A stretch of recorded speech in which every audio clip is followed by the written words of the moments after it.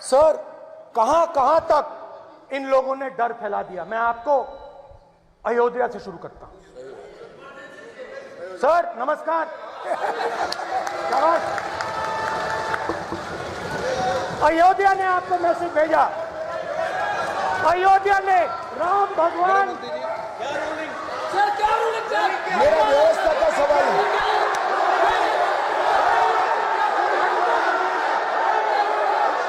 इस सदन के नियमों की पुस्तिका, इससे कुछ सदस्यों को क्या मुक्ति दे दी गई है? आपके गाइडेंस के बाद भी बार बार तस्वीर बताना, पूरे बीजेपी को हिंसा कर रही है ऐसे कहना, खड़े होकर एक दूसरे के बीच में हस्तधून करना, सारे नियम इनको लागू नहीं होते हैं। नियम मालूम नहीं है तो ट्यूशन रख ले साहब। सदन इस तरह से नहीं चल सकता है। ये सदन, मेरा आपसे आग्रह है कि ये सदन ऑर्डर में रहना चाहिए, नियमों के अनुसार रहना चाहिए।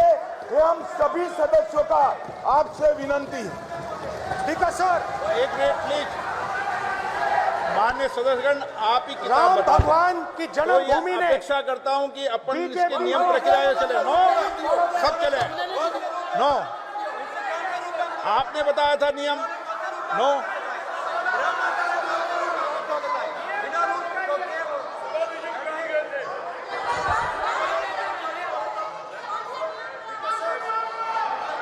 माइक दीजिए सर। हाँ सर, मेरा सवाल है सर, इस माइक का कंट्रोलर किसके हाथ में? प्लीज बैठिए, बैठिए सर ये ऑफ होता है, प्लीज बीच माने में ऑफ हो बैठिए जाता है। प्लीज। ये बार कई बार विषय उठ गई और बहुत गंभीर, और माननीय सदस्य, आप प्रतिपक्ष के नेता हैं, आप सदन के बाहर भी ये बात कहते हैं कि माइक बंद कर देते हैं। मैंने कई बार आग्रहपूर्वक किया कि आसन पर इस तरीके का आरोप नहीं लगाएं। नो प्लीज, बात सुनिए। आसन पर सभी दल के, प्लीज, आसन पर सभी दल के लोग बैठते हैं और सभी दल के लोग सभापति तालिका पे हैं, और सब जानते हैं कि एक व्यवस्था होती है, जिस भी माननीय सदस्यों को आग्रह किया जाता है बोलने का वो बोला जाता है, और जिसको आग्रह नहीं किया जाता उसका माइक चालू नहीं होता। आप बोलने के लिए खड़े, आपका माइक कभी बंद नहीं हुआ, कभी बंद नहीं हुआ। आप अगर आसन में जो भी विराज रहे हैं वो अगर आपका नाम नहीं पुकारते हैं तब माइक चालू नहीं होता। ये व्यवस्था हमेशा इस सदन की रही है, पुराने में भी और नए में भी। कभी आसन पे व्यक्ति पर माइक का कंट्रोल नहीं होता। दूसरा, माननीय प्रतिपक्ष के आप नेता हैं और आपसे ये अपेक्षा की जाती है कि आप लोकसभा की प्रक्रिया का संचार नियम का पालन करें, संविधान की जो व्यवस्थाएं दे रखी है उसकी पालन करें, और सदन में बोलते समय किसी भी धर्म को के ऊपर ऐसा आक्षेप नहीं करें जिससे पूरे देश के अंदर विषय पैदा हो। यह आपसे अपेक्षा की जाती है। सर, मैं बिल्कुल आपकी रिस्पेक्ट करता हूं स्पीकर सर, मगर मेरे भाषण के बीच में सच्चाई ये है कि माइक ऑफ हो जाता है। मैं क्या करूं, हो जाता है वो। अब आपने देखा मैंने अयोध्या शब्द यूज किया और माइक ऑफ हो गया। नो, अरे ये प्रधानमंत्री मोदी जी के टाइम में आधा आधा कह रहा है क्या? तो अयोध्या ने राम भगवान की जन्मभूमि, प्लीज ब्रदर, राम भगवान की जन्मभूमि ने बीजेपी को मैसेज दिया, और ये आपके सामने मैसेज बैठे हुए हैं। मैंने इनसे पूछा, कल कॉफी पी इनसे मैंने पूछा बताइए, मैंने पूछा कि बताइए ये हुआ क्या। बीजेपी ने राम मंदिर का इनॉग्रेशन किया, बोलने दीजिए, राम मंदिर का इनॉग्रेशन किया। अरे भाई आप हार गए, उसको सहन करिए। नाम बोलने की कोई जरूरत नहीं है, मैं भाषण दे रहा हूं, आप नहीं दे रहे हो।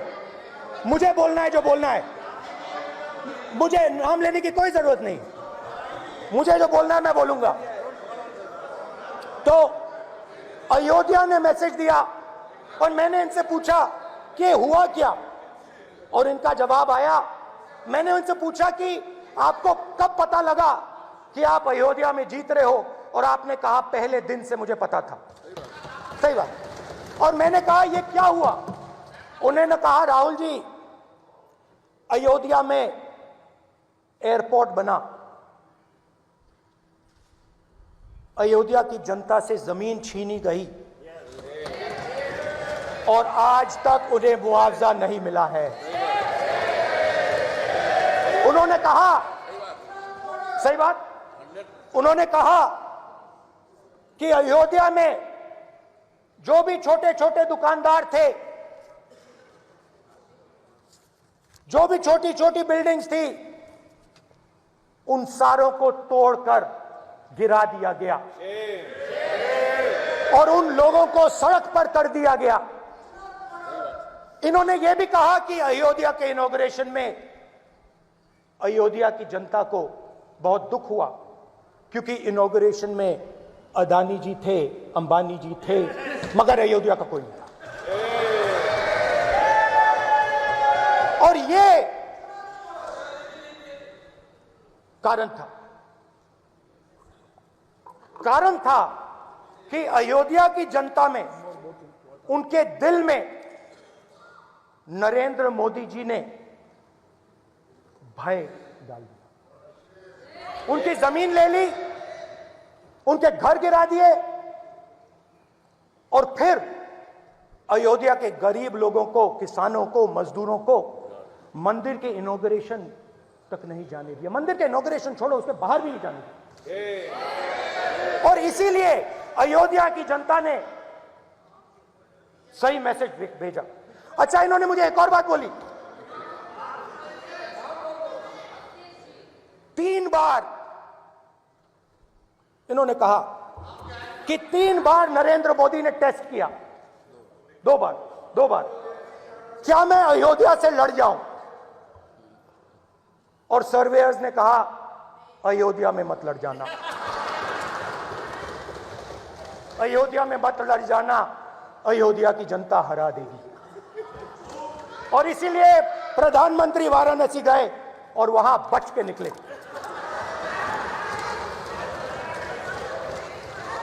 तो अयोध्या की जनता को डराया, पूरे देश को डरा दिया।